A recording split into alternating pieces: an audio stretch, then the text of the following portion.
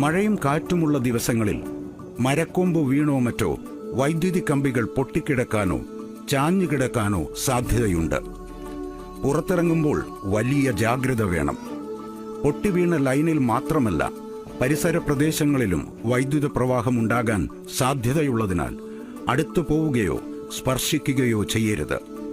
മറ്റാരെയും സമീപത്തേക്ക് പോകാൻ അനുവദിക്കുകയുമരുത്.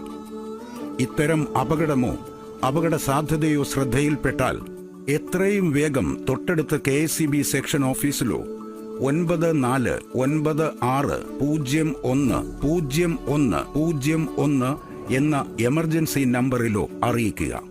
ഓർക്കുക, ഇത് അപകടങ്ങൾ അറിയിക്കാൻ മാത്രമുള്ള എമർജൻസി നമ്പറാണ്.